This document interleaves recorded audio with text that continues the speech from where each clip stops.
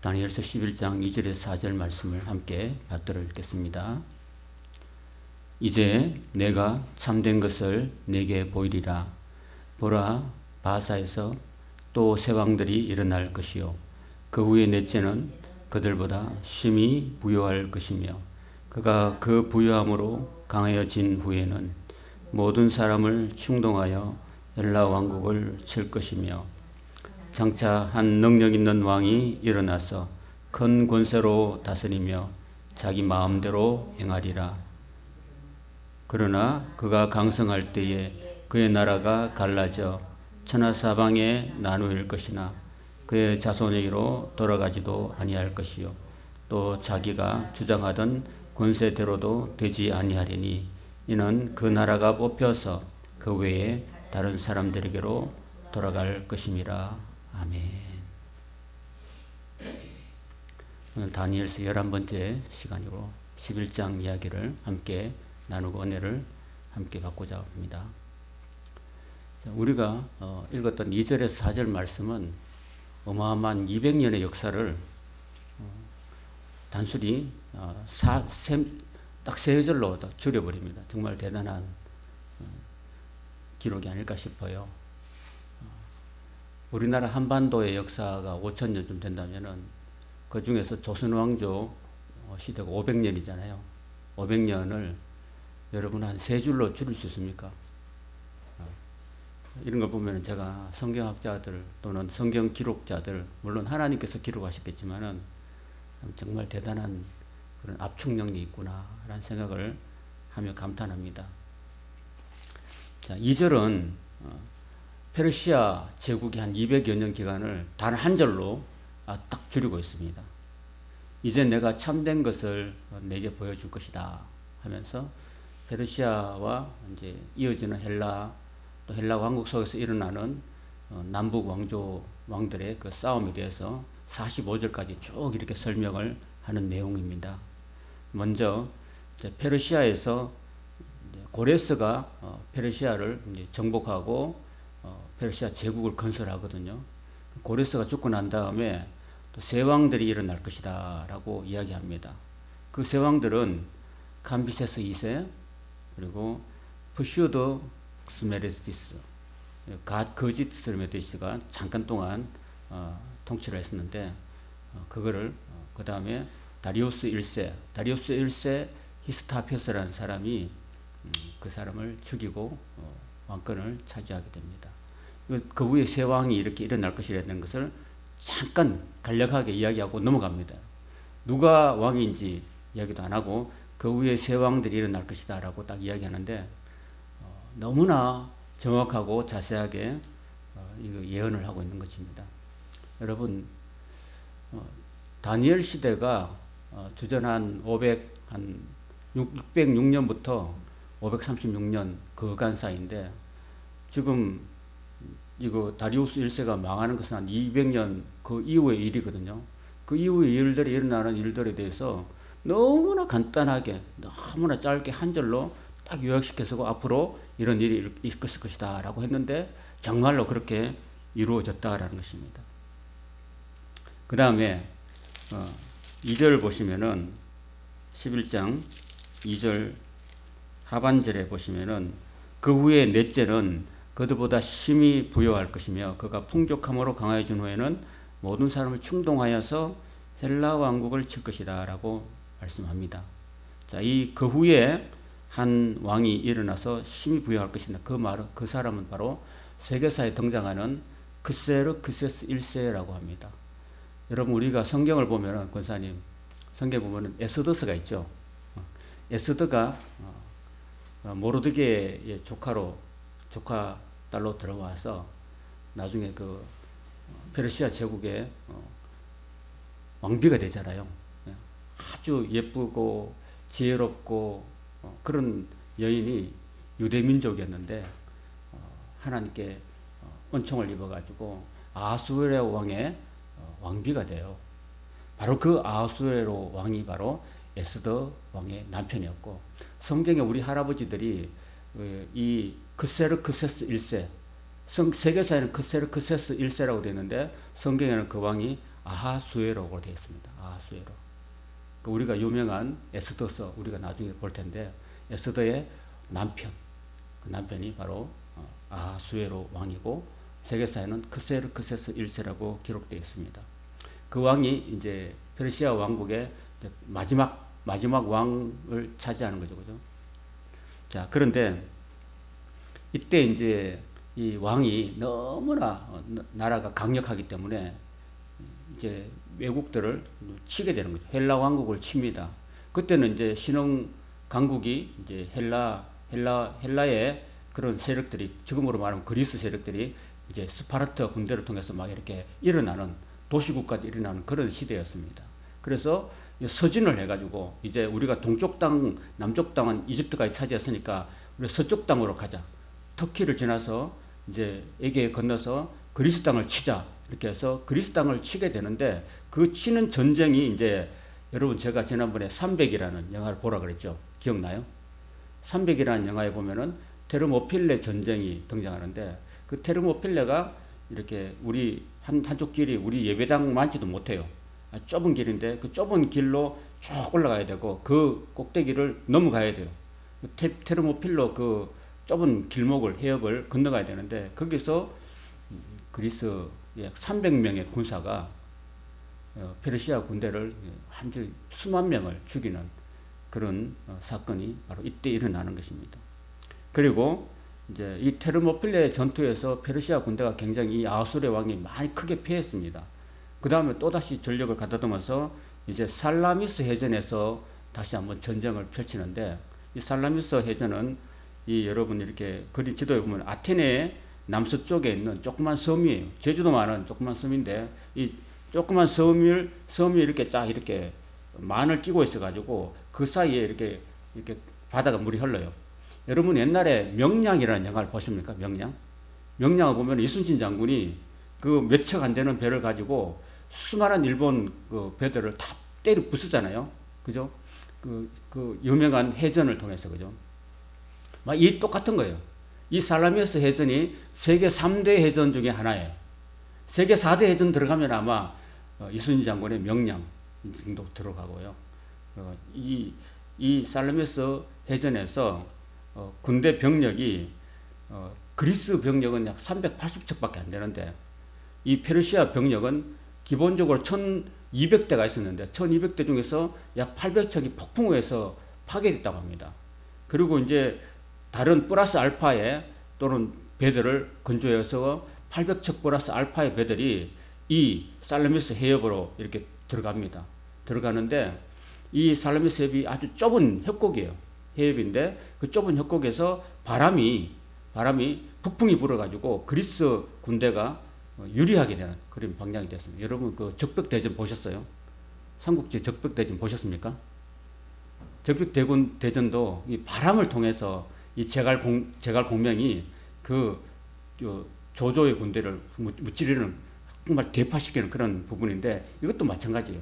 그 북풍이 확 불어가지고 이 배가 그리스 배를 막 밀어줘요. 이렇게 밀어주니까 옛날에는 막 노젓고 그 다음에 돛을 삐어서 했는데, 그 배가요, 그리스 배는 바닥이 평평해요.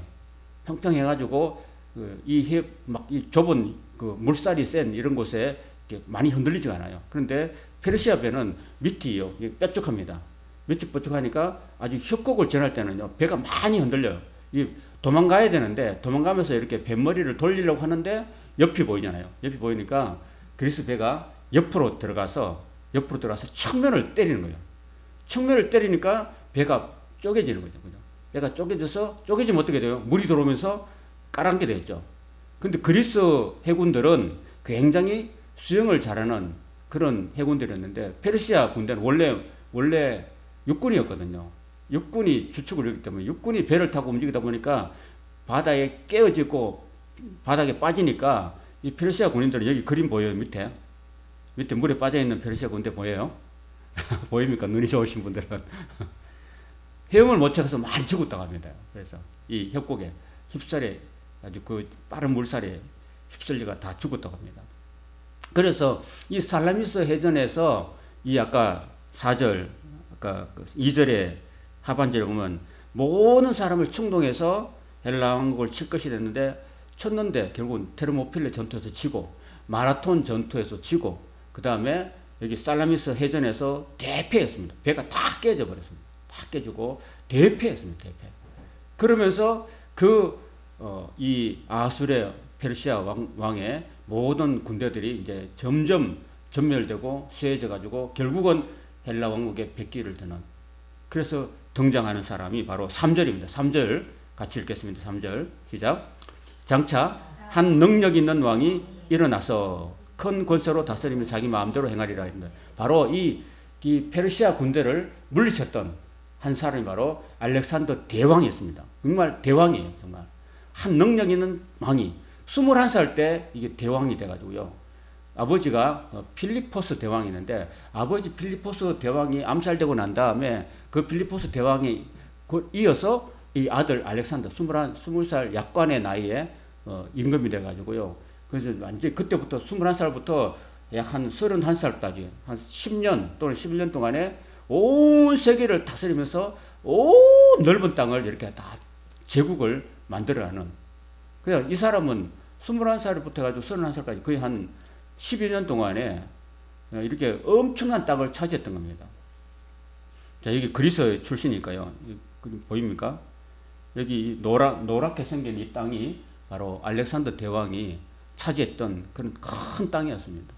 페르시아 제국을 넘어서 이제 헬라 제국도 집어삼키고 아프리카 제국까지. 그래서 이 큰 알렉산더 대왕의 제국을 이렇게 확장시킵니다. 저 동쪽으로는 인디아까지 쳐들어갔고, 그래서 다시 들어와서 아마 젊은 나이에 아마 열병으로 병사했다, 그렇게 기록하고 있습니다. 자, 그런데 자기 마음대로 이제 다스리다가 4절에 보면 그가 강성할 때에, 이렇게 큰 나라를 만들었을 때에 그의 나라가 갈라졌다는 거죠. 왜냐하면은 알렉산더가 병사하고 난 다음에는요, 그의 나라가 갈라져 버린 거예요. 그래서 천하사방으로 나눠졌는데 그 천하사방으로 나눠진 나라가 그 알렉산더 밑에는 원래 4인방, 휘하 장수 4인방이 있었거든요.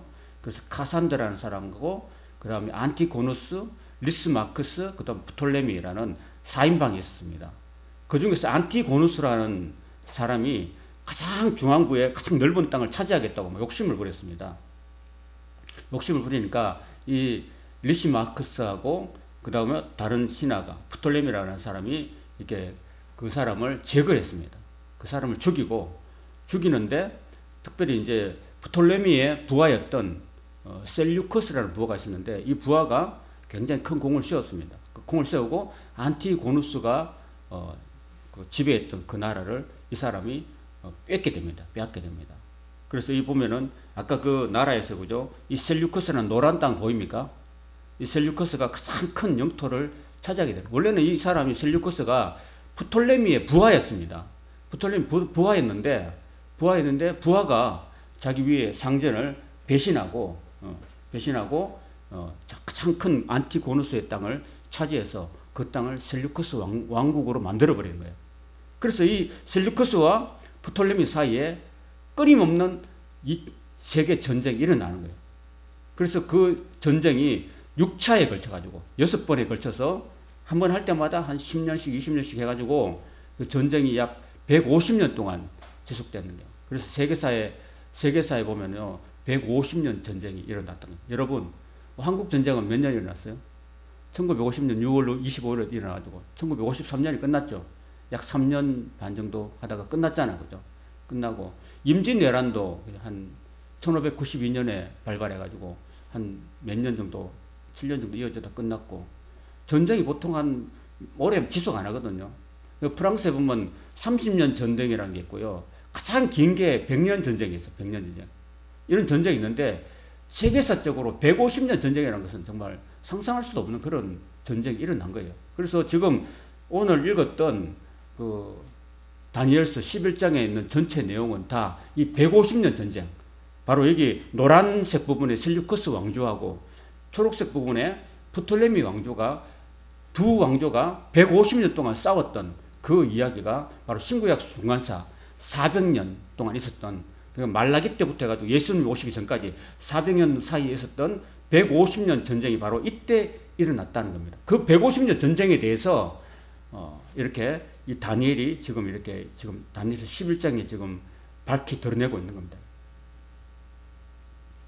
그래서 이제 남방 왕들은 나오거든요. 그 남방 왕들, 그 다음에 또 이어지는 말씀이 또 북방 왕들은 이렇게 합니다. 그래서 이 남방 왕들이란 말이 왜 남쪽에 있는 이 프톨레미 왕국, 이집트를 중심으로 한 프톨레미 왕국이 남방 왕이고, 그 다음 이어지는 북방 왕은 이 셀류커스 왕국을 말하는 거예요. 그래서 11장에는 주로 남방 왕과 북방 왕들 사이에 일어났던 150년 전쟁에 대해서 이야기하고 있다는 것입니다. 남방의 왕들은 강할 것이나, 그러니까 프톨레미 왕국이 강할 것이나, 그 군주들 중 하나는 그보다 강하여서 권세를 떨치리니 그의 권세가 심히 클 것이요 몇 해 후에 그들이 서로 단합하리니. 그 이제 남방 왕과 북방 왕이 이제 셀류커스 1세하고 그 프톨레미 1세가 있을 때는 막 싸우다가, 그다음 그 아들 때에 가서는요, 몇 해 후에 그 아들 때에 가서는 이제 둘이서 우리 싸우지 말자라고 서로 단합을 하는 거예요. 화합을 하는데, 곧 남방왕의 딸이, 이때 남방왕의 딸은 프톨레미 2세였습니다.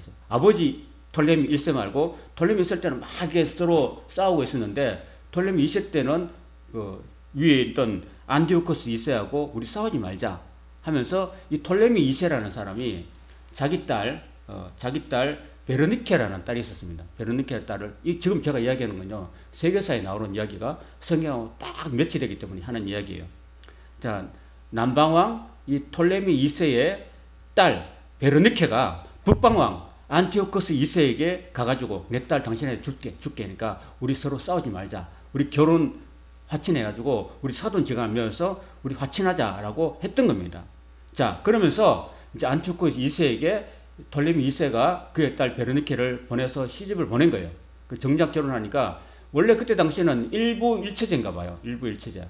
그래서 이 안티오코스 2세가 이 평화를 위해서 남방왕의 딸을 아내로 맞았는데, 원래 이 톨레미 그 안티오코스 2세에는 원래 부인이 있었어요. 원래 부인이 라우디케라는 부인이 있었습니다.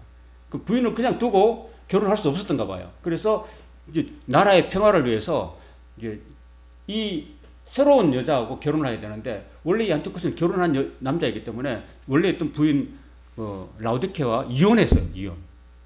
그러니까 이 라우디케는 어떻게 입장이 돼요? 자기는 그냥 가만히 있다가 이혼당한 거죠.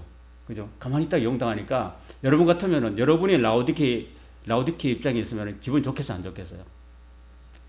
비록 나라의 평화를 위해서, 전쟁을 그치기 위해서 이렇게 결혼을 했긴 했는데, 나는 결국은 쫓겨났잖아. 이혼당했잖아요. 이혼당했으니 어떻게 될까요? 마음에 화가 막 쌓이는 거예요. 왜 내가 저 여자 때문에, 왜 이 나라의 평화를 위해서 내가 희생돼야 되는 거야. 이렇게 굉장히 고심하고 고통하고 막 상처가 깊었던 거예요. 그래서 결국 어떻게 했냐면은, 이 라우디케가 복수심과 질투심이 가득 차가지고 원래 전 남편이었던 안티오코스 2세를 독살시켰습니다. 독살시키고 그 새로 들어온 여인 베르니케를 암살시켰어요. 암살하고, 그 안티오코스 2세하고 베르니케 사이에 태어났던 아들 하나가 있었어요. 왕자가 있었는데 왕자까지도 죽여버렸습니다. 이런 일이 벌어진 거예요. 그래서 성경, 그러나 공주의 힘이 쇠하고, 공주가 죽었다는 거예요. 그 왕은 서지도 못하다, 권세가 없어졌다. 그것은 안티오코스 2세가 죽었다는 겁니다.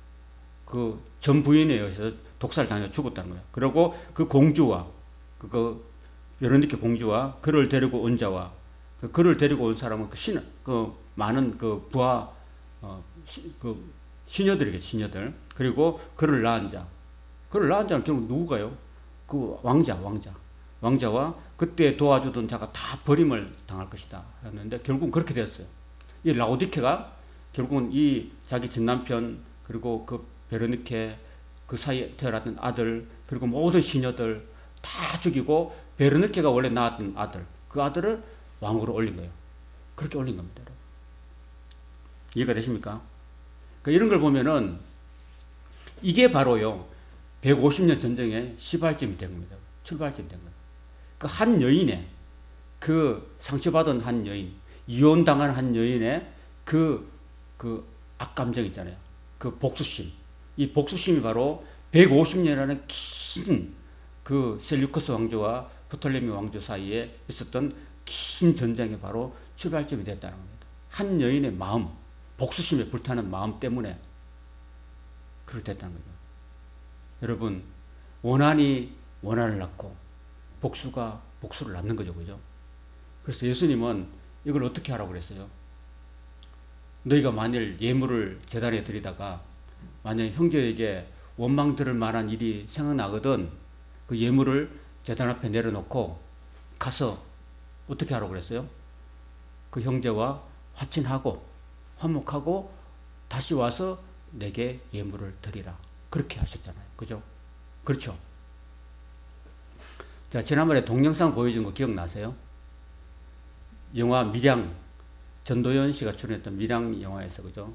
그 밀양이 나왔던 그 여자 주인공이 전도연인데, 그 전도연에게는 아들 하나가 있었어요. 그 남편이 교통사고로 죽고 아들 하나 있었는데, 그 아들 하나를, 이 아들 하나가 이제 남편이 죽고 나니까 서울 살림살이를 다 치우고 남편의 고향이었던 밀양으로 내려와요. 그죠? 밀양으로 내려와서 이 아이 하나 데리고 사는데, 엄마가 피아노 학원 하면서 사는데, 그 동네 아저씨가, 동네 그 학원 버스 운전하는 아저씨가 그 아이를 유괴한 거죠.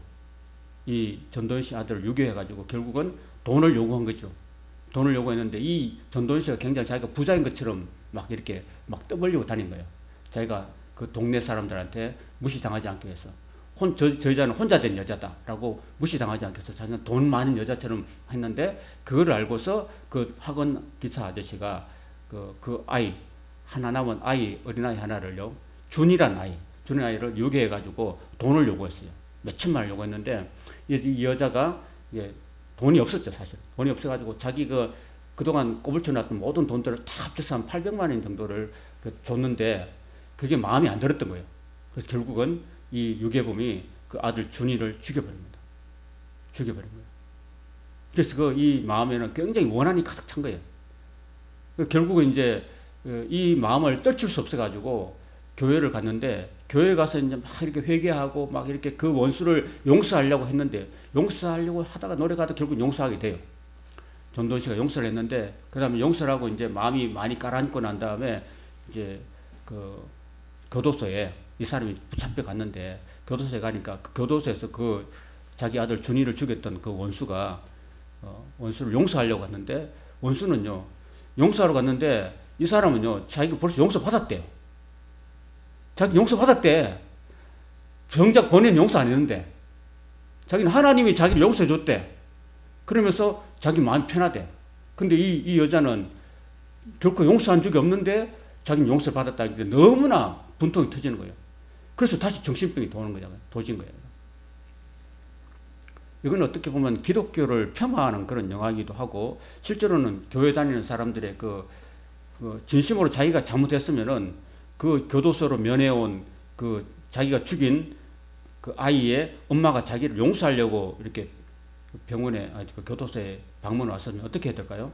내가 진심으로 잘못했습니다 라고 그 사람한테 진심으로 사죄를 해야 되는 거죠. 그죠? 그래야지 그 엄마한테 용서를 받는 거잖아요. 근데 용서 안 하고 이미 자기는 용서 받았대요. 용서 받아버렸대요.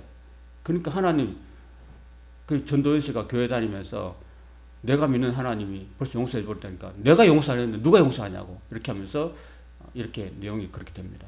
그런 걸 보면은 우리가 인간 살면서, 저는 이런 걸 보면서요, 150년 전쟁이라는 가장 지구상 역사에서 가장 긴 전쟁의 시발점도 어디서 하면은 내가 남한테 상처를 주는 것에 있어서, 그리고 상처를 주고 난 다음에 그 상처 준 거에 대해서 내가 그 사람한테 가서 진심으로 용서를 구하지 않고 그냥 넘어가는 거예요.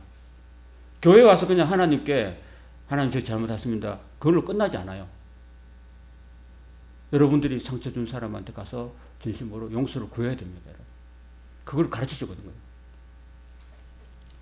그렇게 하지 않으니까 결국은 어떻게 됐을까요? 이어지는 사건 7절에 보면 이렇게 말합니다. 그러나 그 베르니케를 죽인 라오디케가요, 그 베르니케의 그 본족속이 그 셀류커스 왕족인데, 거기 가서 내가 당신의 딸을 죽였습니다. 내가 너무나 분통이 차서 내가 죽였습니다 하고 용서를 구하지 않았습니다. 그러니까 또 전쟁이 계속 나는 거죠. 원수가 원수를 낳고 원한이 원한을 낳는 거예요. 계속. 이런 이야기가 계속 45절까지 이어집니다. 여러분. 그러나 그 공주의 본족 속에서 난 자, 그러니까 공주의 오빠 되는 사람이 왕위를 이어받았어요. 그 오빠가 바로 톨레미 3세입니다. 톨레미 3세. 톨레미 3세가 그 자기 여동생의 죽음에 대해서 여동생과 그 조카, 여동생의 그 아들이니까 외삼촌이 되겠죠. 오빠가. 그죠? 외삼촌이 그 여동생의 복수를 위해서 군대를 정리를 해가지고요. 북방 정글에 나가선 겁니다. 나갑니다. 그래서 나가서 그 성에 들어가서 그들을 쳐서 대성했다는 겁니다. 지금 자꾸 원한이 원한을 낳고 이런 이야기들이 계속 이어지고 있는 거예요. 여러분.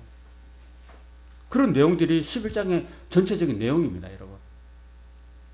올라가서 이제 신들과 우상들과 금은 그릇들을 다 빼앗아가 노력해가지고 다시 내려와요. 내려옵니다. 지금 복수를 한 거죠.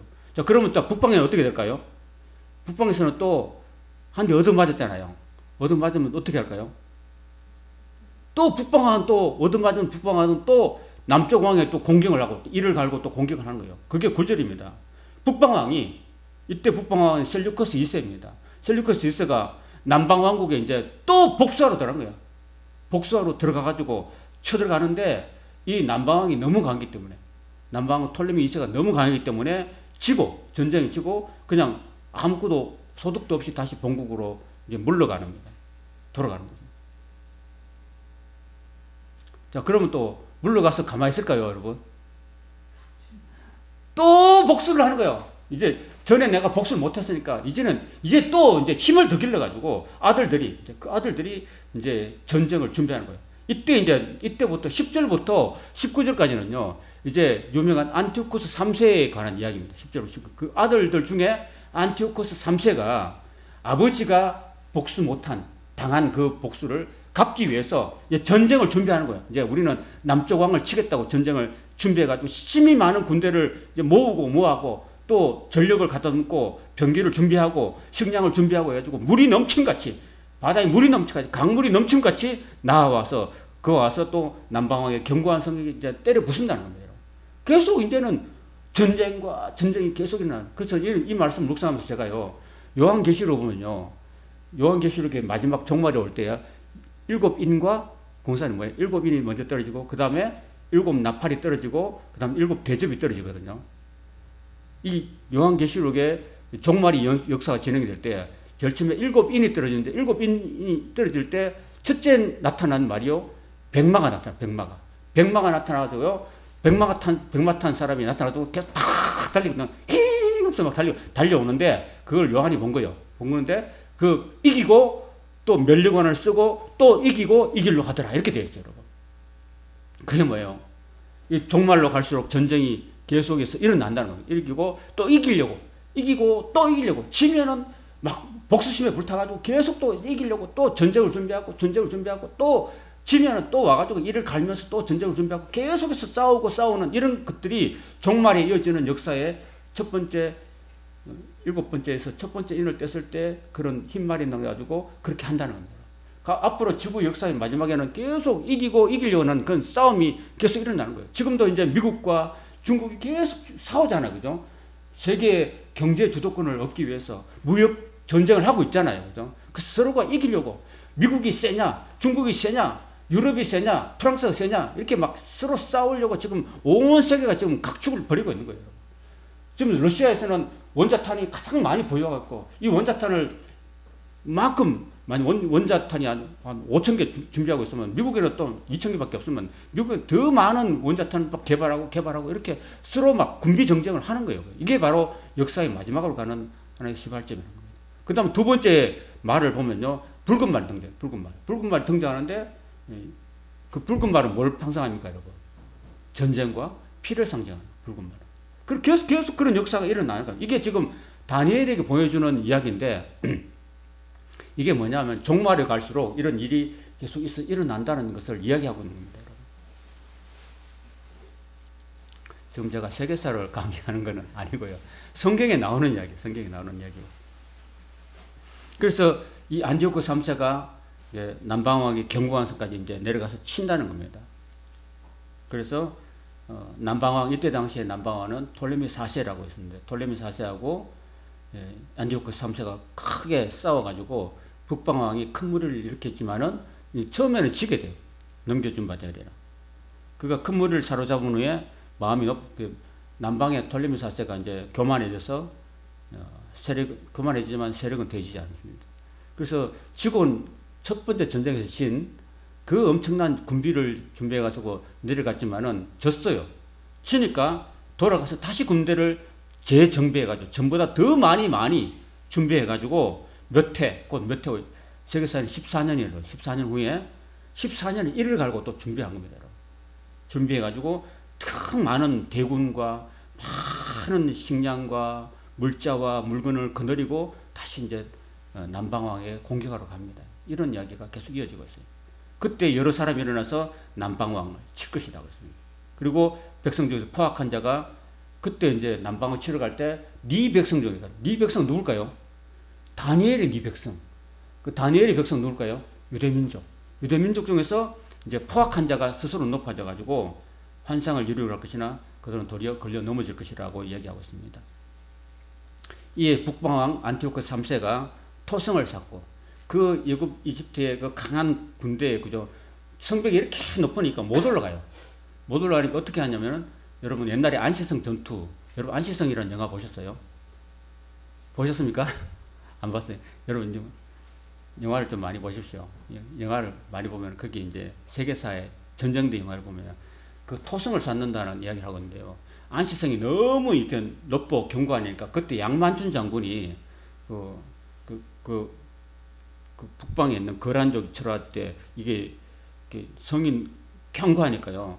그 당나라에 당나라 군대가 수양제, 수문제 이런 군대가 쳐들어왔을 때 양만춘 장군이 그때 맡고 있었잖아요. 맡고 있을 때 그 영화를 안시성의 영화에 보면은요. 그 사람들이 도저히 이 안시성을 공략할 수 없으니까 어떻게 했냐면요. 그냥 토성을 쌓아요. 토성을. 성을 이렇게 램프를 쌓아가지고요. 비슷하면 경사를 만들어가지고 성을 이렇게 쌓아 올라가요.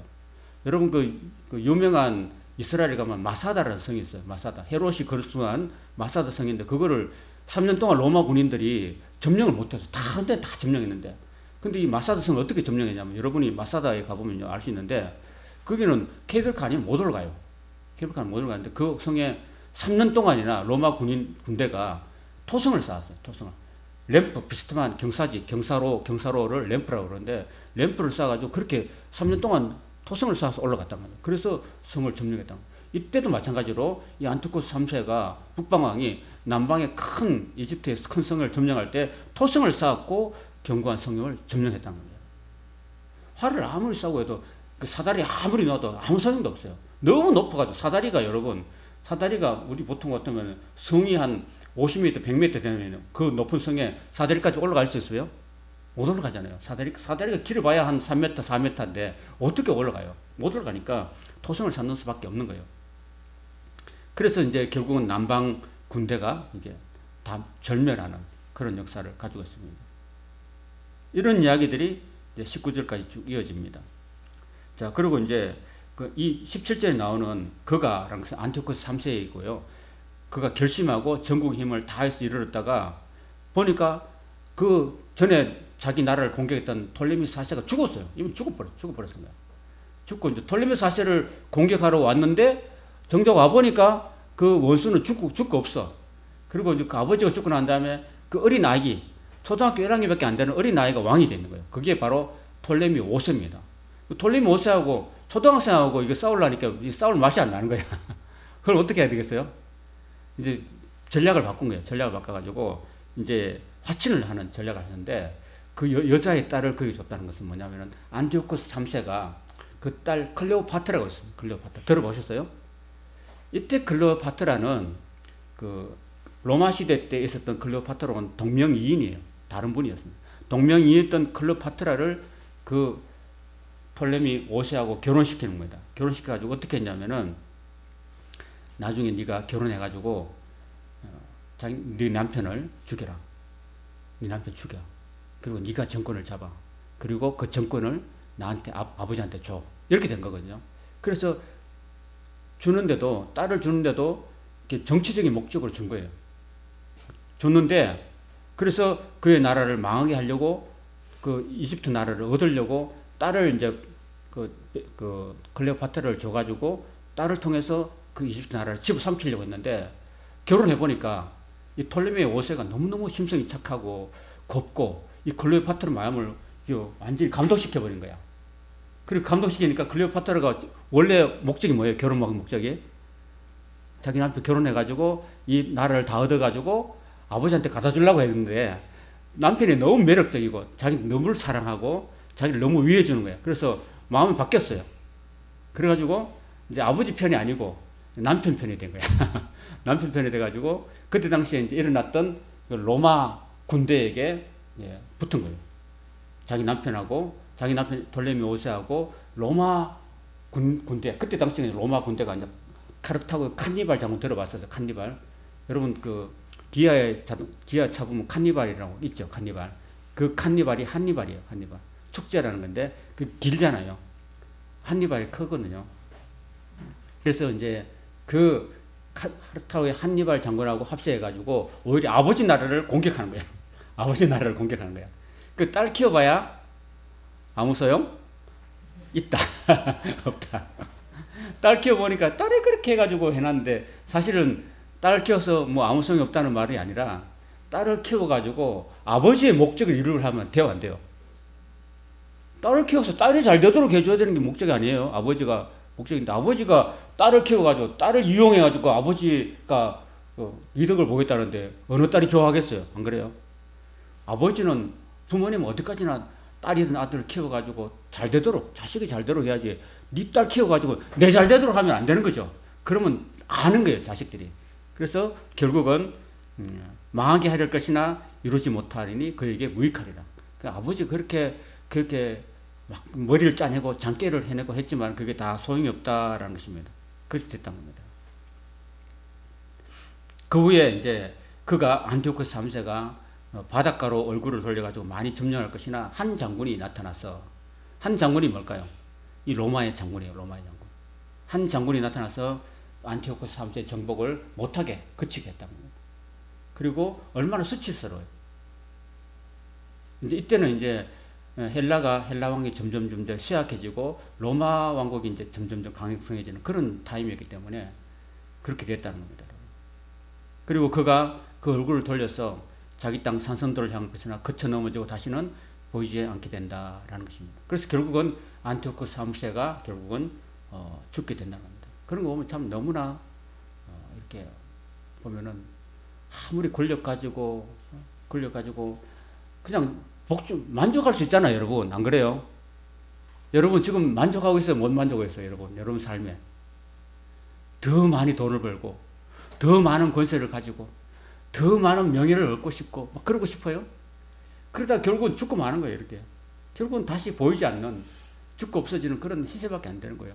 그래서 지금 우리가 이 땅을 살면서 하나님이 내게 주신 은혜로 만족할 수 있는 여러분 되시길 바랍니다. 더 욕심 부리면 망하겠어. 이기려고 더 애를 쓰고 하면 망하겠어요, 여러분. 결국은 우리는 인생은 다 제한된 인생을 살고 하나님 부르시면 가야 되는 인생인데 그걸 뭘 그래 자식을 이용해가지고 더 큰 땅을 차지하려고 하고 그렇게 막 발버둥 칠 필요는 없어. 그리고 그 아버지 그렇게 했는데 그 딸이 자기를 배반했을 때 아버지는 얼마나 큰 상처를 받았을까요? 안 그래요?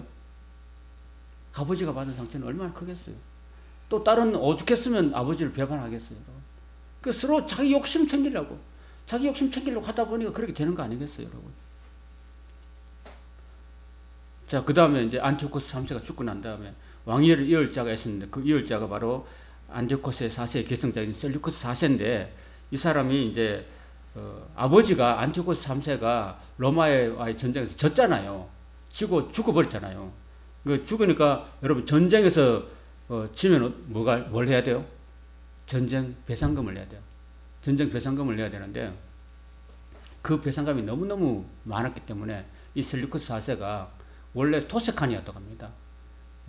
여인을 좋아하고 술을 좋아하고 뭐 풍랑 이렇게 음료를 좋아하고 이런 걸 좋아하는 마치 우리나라의 양녕대군 같은 그런 사람이었는데 그 아버지가 남겨놓은 전쟁 배상금이 너무 많아가지고 이제는 하다 못해요. 이제는 약탈을 하게 됩니다.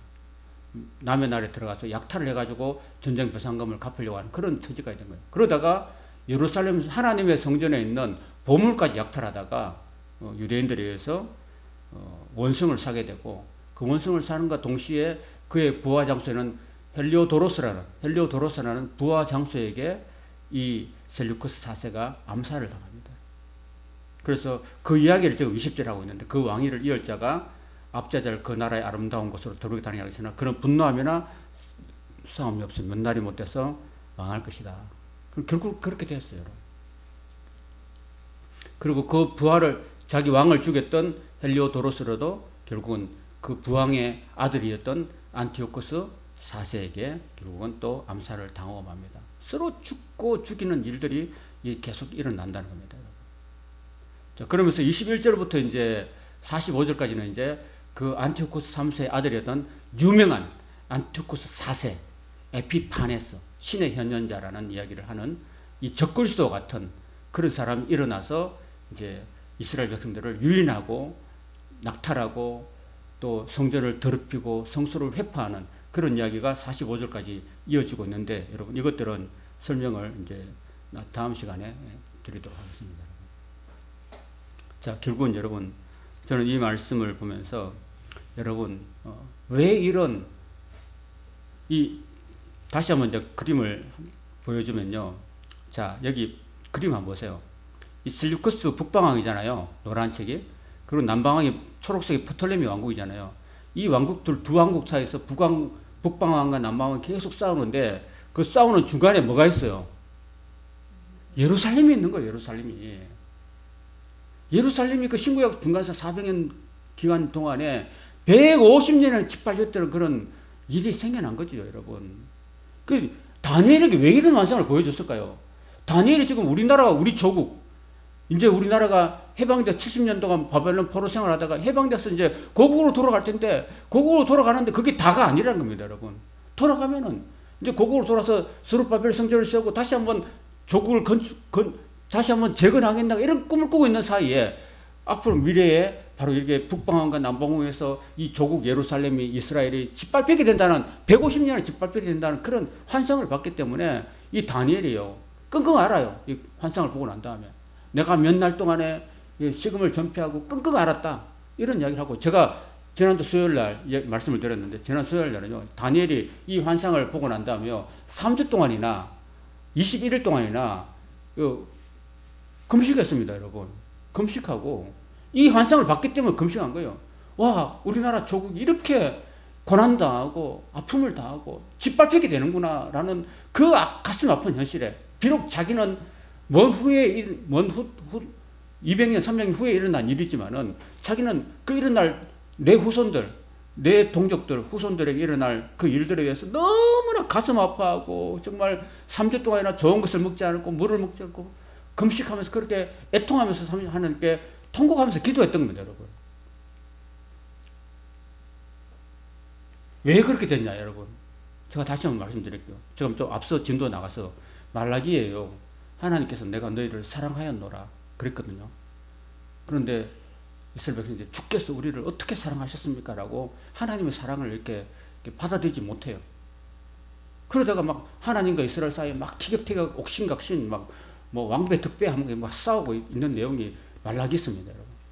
그러니까 하나님이요, 그 남편인데 부인을 그냥 한 주먹에 때리면 부인이 죽죠. 한 주먹 때리면 죽으면 없어지면 안 되니까 그 하나님이 참고 내가 정말 내가 당신을 한 주먹 때리면 당신 죽고 없어지니까 내가 못하고 내가 하나님과 참는다 하고 이제 하나님 이제 착갑 내고 이제 나가버린 거예요. 탁 나가버리고 문을 탁 쾅 닫는 그 순간에 바로 구약이 끝나는 거예요. 그 구약이 끝나고 이제 말라기부터 주전 400년부터 예수님 오실 때까지 400년 동안 이렇게 뭐랄까요? 신구약 중간사가 일어나는데 그때 하나님이 이스라엘을 떠나고 난 다음부터 그래 내가 너희를 사랑했다는 걸 너희가 모르면 내가 떠날게. 하나님이 남편은 내가 떠날게 하고 떠나버리고 난 다음에 이스라엘 백성이 이렇게 짓밟히는 거예요. 여러분, 말씀의 결론을 내리면요, 우리가 하나님께서 우리를 그 에집트에 400년 동안 종살이하는 그 민족을 끌어내시잖아요. 이끌어내시고 그들에게 모세를 세워서 자유의 땅으로, 팔레스틴 땅으로, 적과 꾸리는 땅으로 인도하시고 그들에게 율법을 주시며 내가 전심으로 나를 사랑하면은 내가 천대까지 은혜를 베풀어 줄 것이다라고 약속해 주시고 율법을 주셨잖아요. 율법을 지키면 내가 어디로 가든지 복을 받고 들어가든지 복을 받고 나가든지 복을 받고 또 떡반 줄 것이 복을 받고 내 우양이 복을 받고 네가 무엇을 하든지 복을 줄 것이다 라고 했는데 그걸 안 지켰습니다. 안 지켰기 때문에 결국은 천년 동안 하나님이 사랑했지만 그들은 늘 우상을 쫓아가고 금옷을 쫓아가고 밀곰을 쫓아가고 온갖 우상을 쫓아가지고 하나님 마음을 아프게 했고 그리고 마지막에 또 그렇게 하나님의 사랑을 또 받아들이지 않았기 때문에 결국은 이런 아픔을 겪었다는 이야기를 하고 있는 거예요. 지금 현재. 지금 다니엘 시대 때. 다니엘은 이제 보르고 망하고 이제 마지막에 이제 70년 동안 포로 생활을 하면서 돌아오는 그 과정에서 지금 이렇게 하나님께서 다니엘을 통해서 주신 계시가 바로 다니엘서 10장과 11장이거든요. 그런 거 보면은 오늘 이 말씀을 우리가 함께 나누었는데 이 말씀 속에서 우리가 하나님을 끝까지 사랑해야 된다. 하나님을 사랑하지 않고서는 우리에게는 정말 아픔과 고통의 역사가 반복될 수밖에 없다는 생각을 합니다, 여러분. 저와 여러분들도 인생이 정말 이런 150년 전쟁 같은 그런 여러분의 인생이 아닙니까? 그런 전쟁이 아니라 150년 동안 평화와 은혜와 기쁨이 충만한 인생이 되려면은 우리가 하나님의 사랑 안에 거하고 하나님 말씀에 순종하고 나갈 때 하나님 우리에게 크신 은혜를 베풀어 주실 줄로 믿습니다. 아멘. 그런 은혜가 오늘 이 다니엘서 11장을 통해서 우리 귀한 교훈으로 우리 가슴 속에 우리 삶 속에 새겨 주시기를 주님의 이름으로 축원합니다. 아멘.